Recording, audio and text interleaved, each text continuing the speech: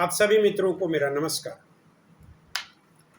आज की टॉपिक है महाराजा रणजीत सिंह की मृत्युपरांत पंजाब की दशा और दिशा। 1839 में रणजीत सिंह की मृत्यु के बाद पंजाब की हालात बेहद शोचनीय हो गई, क्योंकि कोई वो योग्य उत्तराधिकारी नहीं था। रणजीत सिंह के 3 पुत्र थे, खड़क सिंह, शेर सिंह और सबसे छोटा दलीप सिंह, जो अल्पवयस्क थे। खड़क सिंह उत्तराधिकारी के रूप में सबसे बड़े थे, लिहाजा वो शासक बने। बहुत अधिक दिनों तक खड़क सिंह का शासन तो रहा नहीं, 1 वर्ष तक मात्र रहा। 1840 में खड़क सिंह की मृत्यु हो जाती है। उसके बाद खड़क सिंह के बेटे, जिनका नाम नौनिहाल सिंह था, यानी रणजीत सिंह के पोता, उत्तराधिकारी के रूप में पंजाब का शासक बन गया। लेकिन एक दुर्घटना में 5 नवंबर 1840 में हजूरी बाग के द्वार पर एक शहतीर गिरने से नौनिहाल सिंह की भी मृत्यु हो जाती है, असमय मृत्यु हो जाती है। उसके बाद रणजीत सिंह के दूसरे पुत्र शेर सिंह पंजाब का राजा बना। वह भी बहुत अधिक दिनों तक नहीं रहा, षड्यंत्र का शिकार हुआ और तत्पश्चात सबसे छोटे और नाबालिग पुत्र दलीप सिंह पंजाब का राजा। दलीप सिंह के संरक्षिका के रूप में महारानी झिंदन, उनकी राजमाता, और महारानी झिंदन का प्रेमी लाल सिंह बतौर वजीर राज दरबार में नियुक्त हुए। इसी पृष्ठभूमि के साथ 1839 से 1844 तक का समय व्यतीत हुआ। महाराजा दलीप सिंह, जो अल्पवयस्क थे, लगभग 7 वर्ष के शासक थे और 1 वर्ष के शासन करने के बाद ही अंग्रेजों की महत्वाकांक्षा पंजाब पर अपनी कुदृष्टि को लेकर पड़ने लगी और पंजाब विलय की एक रणनीति बनने लगी। इसे पंख तब मिला जब बतौर गवर्नर जनरल के रूप में लॉर्ड हार्डिंग का भारत में आगमन हो जाता है। लॉर्ड हार्डिंग 1844 से 48 तक रहा। हालांकि 1840 में जब ऑकलैंड यहाँ का गवर्नर जनरल था, उसने ये टिप्पणी कर चुका कि हमारे बहुत से सैनिक एवं राजनीतिक पंजाब जीतने के लिए आतुर हैं। ये ऑकलैंड 1840 में ही घोषणा कर दिया था, जिसे कि 1845 आते आते लॉर्ड हार्डिंग ने लगभग पूरा कर दिया। लॉर्ड हार्डिंग जब गवर्नर जनरल के रूप में आया तो पंजाब के लिए उसने मेजर ब्रॉडफुट को आदेश दिया, ब्रॉडफुट, कि आप पेशावर से पंजाब तक को नियंत्रित कर लो। अब यह आदेश अपने आप में चुनौती था। यह हवा में आदेश नहीं दिया गया था। उसे पता था कि पंजाब की आंतरिक स्थिति भी बेहद दयनीय है। वहाँ का शासक नाबालिग है। राजमाता झिंदन, लाल सिंह एक तरह से अपने अपने स्वार्थ में लिप्त हैं। इन्हीं पृष्ठभूमि में ऐसा हुआ कि अंग्रेजी सेना ने लाहौर पर अधिकार कर लिया। युद्ध अनिवार्य हो गया। अंग्रेजी सेना का जो सेनापति था, उसका नाम था ह्यूगफ। ह्यूगफ के नेतृत्व में 13 दिसंबर 1845 को प्रथम आंग्ल सिख युद्ध शुरू हो गया, जो 1846 तक चला। तो 1845 से 1846 के बीच एक अल्प अवधि में प्रथम आंग्ल सिख युद्ध मुदकी नामक स्थान पर हुआ, फिरोज शाह नामक स्थान पर हुआ, ओलीवाल जैसे स्थानों पर होता रहा। तो ब्रिटिश सेना और सिख सेना के बीच ये छिटपुट युद्ध एक भीषण युद्ध में बदलता गया और अंततः सोवराओं का युद्ध, जो 10 फरवरी 1846 में हुआ, वही एक निर्णायक युद्ध साबित हुआ, क्योंकि इसी युद्ध में अंग्रेजों ने सिखों को हराया। एक और तथ्य का उल्लेख यहाँ करना बहुत जरूरी है कि 13 दिसंबर 1845 को जब सिख और अंग्रेजों के बीच में युद्ध शुरू हुआ, तो जो लाल सिंह था वजीर के पद पर और तेजा सिंह ये सेना का नेतृत्व कर रहे थे। इन्होंने सेनाओं को इधर उधर नचा करके थकाया। क्यों? क्योंकि पहले से ही गद्दारी कर बैठे थे ब्रिटिश सेना के साथ, ब्रिटिश अधिकारियों के साथ मिल करके। और दूसरी तरफ तेजा सिंह ने सिख सेना की खाइयों का भेद भी अंग्रेजों को दे दिया था। तो इन दो गद्दारों के चलते ही सबराओं की लड़ाई 1846 में निर्णायक रही और सिख पराजित हुए। अंग्रेजों ने 20 फरवरी 1846 को लाहौर पर अधिकार भी कर लिया। अंततः विवश होकर नाबालिग राजा दलीप सिंह लाहौर संधि के लिए विवश हो गए। अब आते हैं लाहौर संधि पर। लाहौर संधि का समय है 9 मार्च 1846। लाहौर संधि का नाम इसलिए लाहौर रखा गया कि यह संधि राजधानी में संपन्न हुई। इस संधि के द्वारा बहुत सी ऐसे शर्तें थी जो अंग्रेजों के मन के अनुकूल थी, वह पंजाब पर लाद दी गई, जिसमें सिखों ने सतलज नदी के दक्षिण के सभी प्रदेश अंग्रेजों को सौंप दिया। पहला तो ये रहा, यानी सतलज नदी के बॉर्डर में दक्षिण के जो भी राज्य थे, जो भी स्पेस था, वह सब अंग्रेजों को मिल गया। दूसरे, लाहौर दरबार पर 1.5 करोड़ रुपए का क्षतिपूर्ति आरोप भी लगाया गया कि युद्ध में 1.5 करोड़ रुपया खर्च हुआ, ऐसा अंग्रेजों ने आरोप लगाया। अब चूंकि उस समय के 1.5 करोड़ बहुत बड़ी धनराशि हुआ करती थी, जब 2 रुपए, 4 रुपए, 5 रुपए महीने पर सिपाहियों की सेनाओं की भर्ती हुआ करती थी, उस जमाने में 1.5 करोड़ रुपए की क्षतिपूर्ति का जुर्माना एक बहुत बड़ी, और जानबूझकर अंग्रेजों ने इतनी बड़ी धनराशि रखी ताकि इसे दलीप सिंह चुकता न कर सके, और हुआ भी यही। किसी तरीके से दलीप सिंह ने 50 लाख रुपए नकद दिया।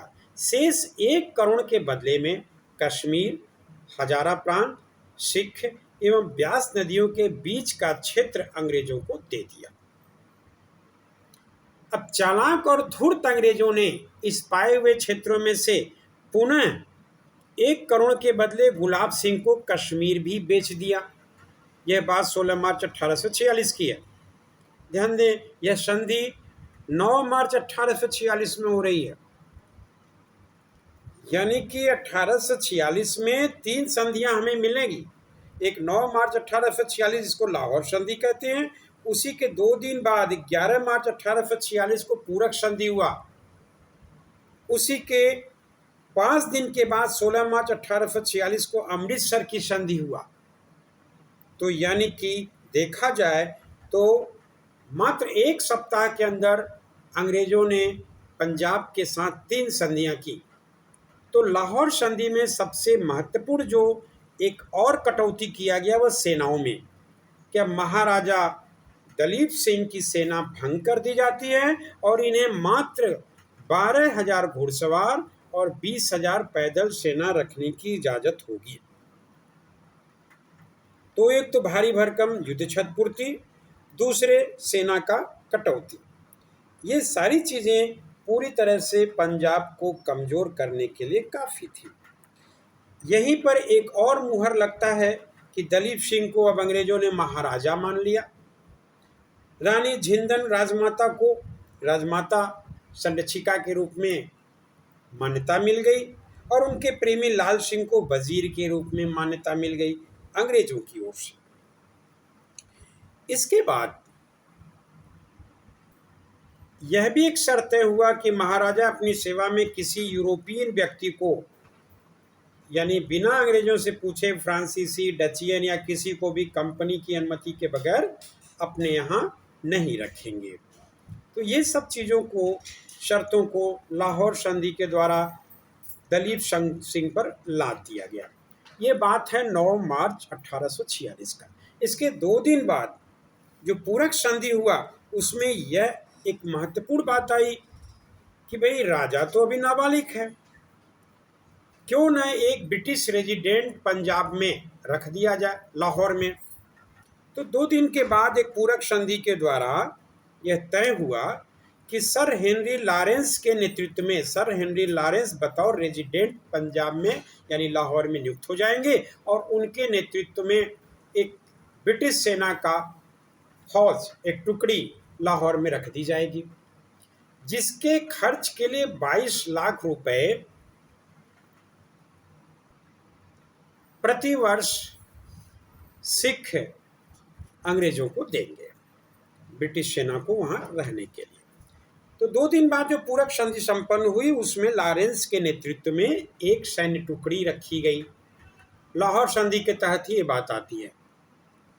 उसके 5 दिन के बाद यानी 16 मार्च 1846 में अमृतसर की संधि होती है। ये अमृतसर की संधि 1809 की नहीं है, यह एक पूरक संधि है जो लाहौर संधि के अंग के रूप में है।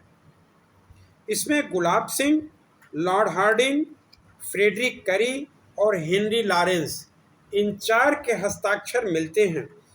इसी हस्ताक्षर के बाद अमृतसर की संधि में गुलाब सिंह को, जो गद्दार था, देशद्रोही था, अंग्रेजों का प्रिय था, उसे कश्मीर और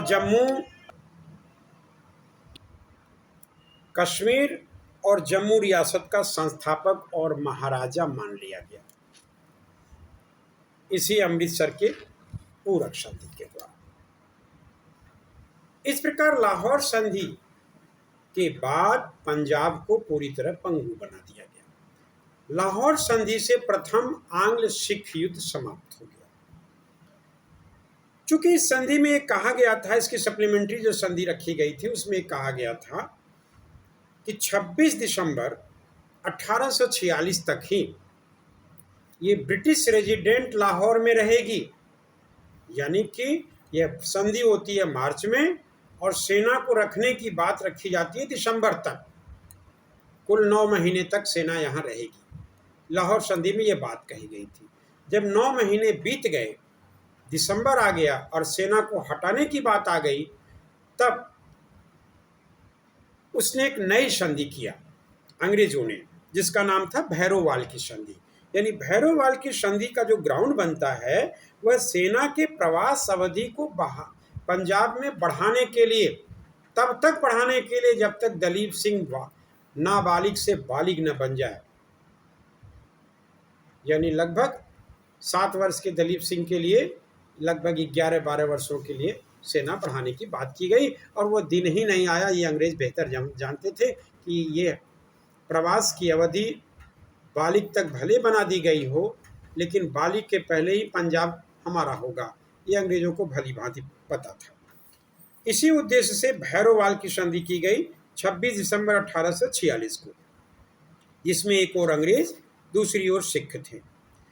अंग्रेजों की तरफ और इस संधि पत्र पर जिनके हस्ताक्षर हुए उसमें फ्रेडरिक करी का नाम आता है, लॉरेंस का नाम आता है, दलीप सिंह का नाम आता है, लॉर्ड हार्डिंग और दरबार के 13 सदस्यों के हस्ताक्षर होते हैं। इसके अनुसार दलीप सिंह के वयस्क होने तक ब्रिटिश सेना लाहौर में बना रहेगा और 8 सिख सरदारों के एक परिषद को ही प्रशासन सौंप दिया गया। क्यों? क्योंकि महारानी झिंदन को, जो संरक्षिका थी, उनको 48,000 रुपये वार्षिक पेंशन देकर शेखपुर भेज दिया गया। यह घटना है भैरोवाल संधि के तहत लिए गए निर्णय को, जिसको अमली जामा पहनाया गया 20 अगस्त 1847 में। अब यहीं से लाहौर का प्रशासन एक प्रतिनिधि मंडल के हाथों में आ गया, जिनमें फकीर नूरुद्दीन, तेजा सिंह, शेर सिंह और दीनानाथ जैसे लोग शामिल थे। इस प्रकार महाराजा रणजीत सिंह के बाद काफ़ी उथल पुथल हुआ। उनके उत्तराधिकारियों का अयोग्य होना, षड्यंत्र होना, नाबालिग दिलीप सिंह का आना और प्रथम आंग्ल सिख युद्ध की भूमिका तैयार करके लाहौर संधि के लिए विवश करना 9 मार्च 1846 को।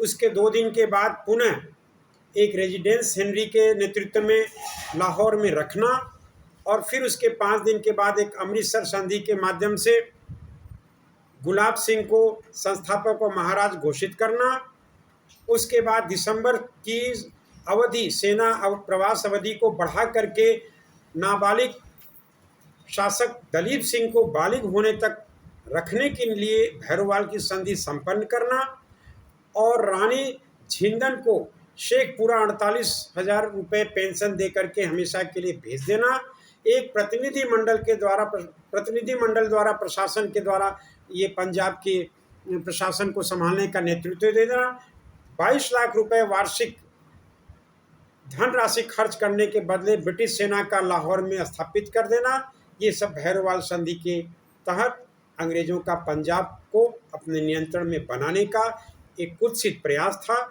जो 1848 में लॉर्ड डलहौजी के बाद पूरा हो गया। इसी के साथ अपनी बात समाप्त करते हैं। धन्यवाद। जय हिंद, जय भारत, नमस्कार।